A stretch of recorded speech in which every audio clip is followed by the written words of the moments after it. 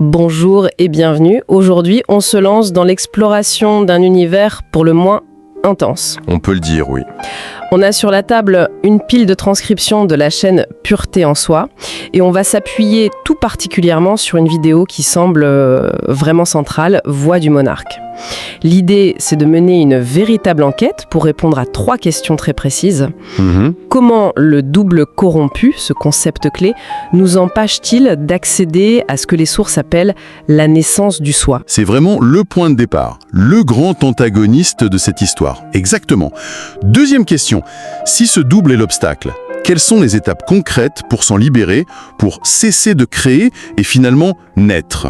Le mode d'emploi, en quelque sorte. C'est ça. Et enfin, la question qui met une pression folle sur tout le reste, pourquoi notre époque, ce cycle actuel, est-il décrit comme absolument crucial et unique pour atteindre la vie éternelle? Alors oui, on plonge en effet dans un cadre conceptuel très dense. Ça parle de création, de corruption, de dimension cachée, d'un processus de libération intérieure qui est tout sauf passif. Oui. Des termes comme naissance, le réel et bien sûr ce fameux double corrompu, ce sont les piliers du système.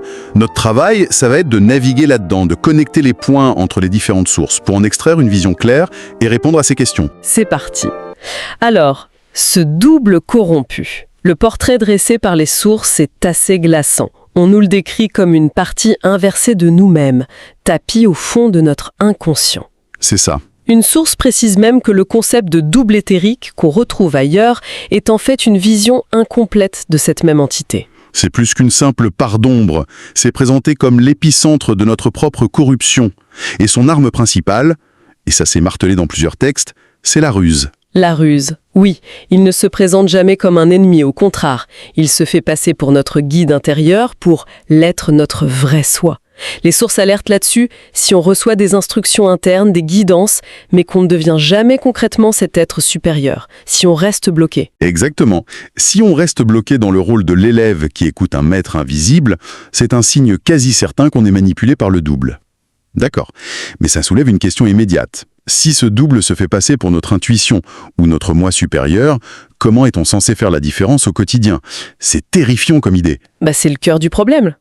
Une des sources dit qu'il peut même vibrer, ce qui le rend presque impossible à déceler par des moyens traditionnels. Quand les sources parlent de vibration, il ne s'agit pas juste d'une sensation. Non, c'est plus profond. Beaucoup plus. C'est l'émanation même de notre être, notre signature énergétique. Et le double peut imiter cette signature.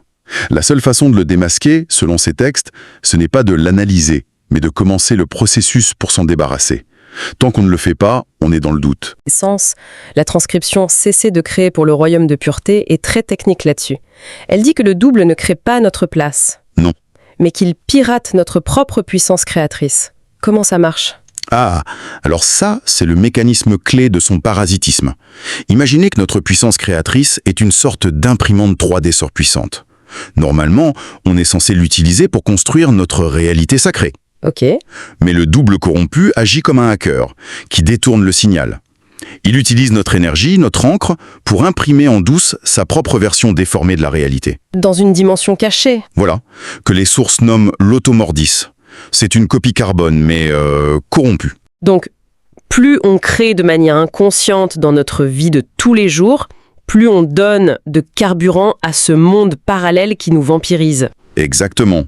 Et le but du double est simple, que son autorcide devienne plus vaste, plus dense, plus puissant que notre propre réalité sacrée. Si ça arrive, son monde finit par étouffer et remplacer le nôtre. Et l'individu, il devient un hybride. Un mélange de lui-même et de son double. Les sources utilisent un terme très fort. Il se transforme en archonte, en gardien de sa propre prison sans même s'en apercevoir. La vidéo Voix du monarque insiste sur le fait que ces stratégies sont sur mesure. Elle donne un exemple frappant. Si une personne a pour qualité principale une grande intelligence, oui, j'ai noté ça aussi, le double ne va pas la rendre bête. Il va la pousser soit dans une procrastination paralysante, soit dans une obsession intellectuelle dévorante. Dans les 2 cas, le déséquilibre est créé et le processus de naissance est saboté. La conclusion est sans appel. Tant qu'il existe, vous n'êtes sûr de rien.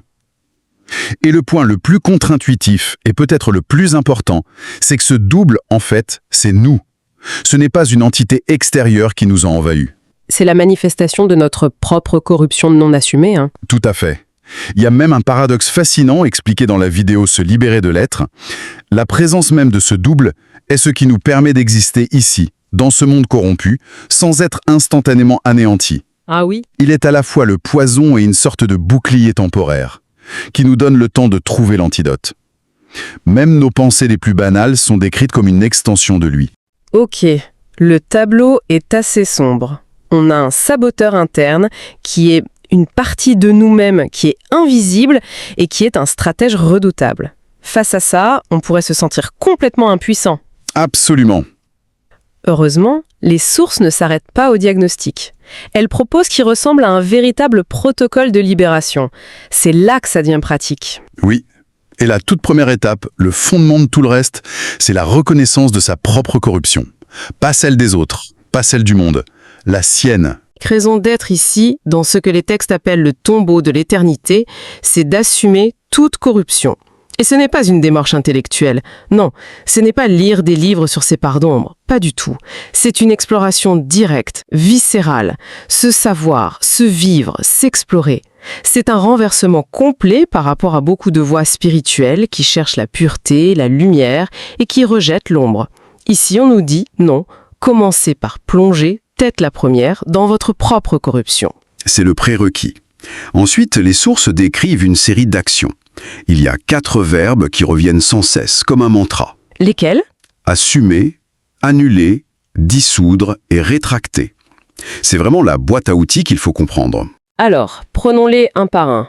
Assumer, on vient de le voir, c'est prendre la responsabilité. Mais les autres? Annuler. Annuler ou dissoudre, c'est l'étape active. Il s'agit de défaire ces créations passées. L'idée est que pour cesser d'être un créateur, ce qui est le but, il faut d'abord neutraliser ce qui a déjà été créé. Et qui continue d'alimenter ce monde et le double. Voilà. Et ça s'applique au double lui-même, qui doit être dissous ou réintégré. Attendez une seconde. Annuler ces créations passées, c'est une idée vertigineuse? Ça a un côté science-fiction. Est-ce que les sources expliquent comment c'est possible? C'est une excellente question. On ne parle pas de remonter dans le temps, j'imagine. Est-ce que c'est un processus purement mental, énergétique? Alors, les textes ne décrivent pas un rituel précis, mais un processus intérieur de positionnement. Annuler, ça semble être un acte de la conscience qui retire son consentement et son énergie à ses créations antérieures. D'accord, donc ce n'est pas les effacer de l'histoire, non, c'est les vider de leur substance, les rendre inertes en coupant leur alimentation énergétique. C'est un acte de souveraineté. L'individu déclare « je ne le cautionne plus, je n'y mets plus mon énergie ». Et ça nous mène au dernier verbe, rétracter. Oui, rétracter, c'est l'étape ultime de cette phase. C'est l'acte de retirer sa vibration du monde extérieur, de cesser d'émaner sa force créatrice dans ce monde corrompu. Le but final est d'annuler la vibration elle-même.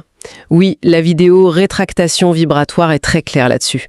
Atteindre un état que les sources nomment l'inémanence, une sorte de point zéro, un silence intérieur total. La transcription l'œuvre ajoute une couche de complexité. Elle parle de 3 types de naissance. Celle de l'être réel, la naissance absolue et une mystérieuse naissance cachée. J'ai l'impression que tout ce dont on vient de parler concerne la première. C'est tout à fait ça. La naissance de l'être réel, c'est le grand œuvre à accomplir ici et maintenant. C'est la condition sine qua non. Et une fois que c'est fait? Une fois que c'est fait et que le double est dissous, les objectifs changent radicalement. La voie de pureté le décrit comme une nouvelle séquence. Premièrement, cesser de créer. Deuxièmement, cesser de vibrer. Et troisièmement, cesser d'être pour devenir une pure présence. C'est seulement à ce moment-là que la naissance en absolu devient possible. Ce processus de naissance semble incroyablement exigeant, presque abstrait. On peut se demander pourquoi quelqu'un s'engagerait dans une voie aussi radicale. Oui. Et je crois que c'est là que la notion d'urgence, qui est martelée dans toutes les sources, devient absolument centrale. Elle est omniprésente. Les vidéos Créer son destin et Memento Mortis ne laissent aucune place au doute. On nous dit qu'on n'est plus dans une notion de fin de cycle, comme on en entend parler depuis des décennies. Mais dans la réalité tangible de la fin de cycle, c'est ça. Et les paramètres de cette fin sont décrits comme absolument exceptionnels. Le message est clair. Le destin de chaque être est en train d'être scellé, maintenant. Ce n'est plus le temps de planifier sa retraite ou de se perdre en conjectures. La finalité du tombeau utilise des images carrément apocalyptiques. Elle parle de l'arrivée imminente, du courroux de la pureté. Le courroux. Un événement qui n'arriverait que tous les milliards d'années et qui va provoquer l'anéantissement total de tout ce qui se trouve dans ce tombeau de l'éternité. Les termes courroux, anéantissement, ce n'est pas une transition douce et aimante. Non, c'est présenté comme un processus de nettoyage cosmique radical. La conséquence de l'inaction, du coup, c'est l'annihilation. Le destin de celui qui ne fait pas ce travail est décrit de manière très crue, servir de nourriture à ses propres créations. C'est terrible. Ce cycle actuel est donc une fenêtre d'opportunité unique, une porte de sortie qui est en train de se refermer. C'est la dernière chance de finaliser sa naissance et de se transférer dans le réel avant que tout, pour reprendre leurs termes, ne soit vitrifié. Et c'est là que la vidéo Voix du monarque apporte un éclairage très personnel et presque optimiste malgré tout. L'auteur y affirme « Un être comme moi ayant pu naître, c'est du jamais vu ». Qu'est-ce que ça implique ? Ça suggère que les règles du jeu ont changé, que des possibilités de transformation radicale, qui étaient peut-être réservées à quelques êtres exceptionnels ou qui étaient tout simplement impossibles, sont maintenant accessibles. C'est comme si une faille s'était ouverte dans la matrice. C'est une bonne image, oui. Une voie de sortie qui n'existait pas auparavant. C'est ce qui rend ce cycle à la fois si dangereux et si plein de potentiel. Donc les enjeux dépassent complètement le cadre d'une seule vie humaine. Totalement. Le choix est présenté comme étant absolu. D'un côté, s'engager corps et âme dans ce processus rigoureux pour viser la vie éternelle. De l'autre, rester passif et être consumé par sa propre corruption à la clôture du cycle. L'heure n'est plus à la recherche spirituelle dilettante. Non, c'est un positionnement interne définitif et une action sans faille. Ok, si on essaie de rassembler les pièces du puzzle, on a d'un côté un système qui nous décrit une lutte intérieure acharnée contre notre propre part d'ombre, ce double corrompu qui pirate notre pouvoir. Et de l'autre, une voie de sortie, un protocole précis, assumé, annulé, rétracté, pour se libérer et atteindre ce qu'ils appellent la naissance. Et le tout est placé sous une pression temporelle immense, liée à la nature unique et finale de notre cycle cosmique actuel. Une dernière chance avant une réinitialisation complète et destructive. C'est une bonne synthèse, une course contre la montre existentielle. Tout à fait. Avant de conclure, il y a une dernière idée qui traîne dans ces sources. Une idée qui est... elle est complètement radicale et elle bouscule tout notre système de valeurs. Ah, je vois de quoi vous voulez parler. Il est affirmé qu'un être né pourrait commettre les pires atrocités dans le monde physique, y compris tuer, sans que cela n'ait la moindre conséquence sur sa destination éternelle. Oui, cette affirmation est déroutante. La logique sous-jacente, selon les textes, est que le seul plan qui compte est le plan vibratoire. Le seul péché, la seule faute réelle, c'est la corruption vibratoire involontaire. C'est-à-dire le fait de créer et d'alimenter le double sans le savoir. Voilà, les actes physiques, aussi horribles soient-ils, sont considérés comme des conséquences de ce monde corrompu, des jeux d'archonte. Ils n'auraient pas de poids sur le plan de l'éternité pour un être qui a déjà réglé son problème vibratoire.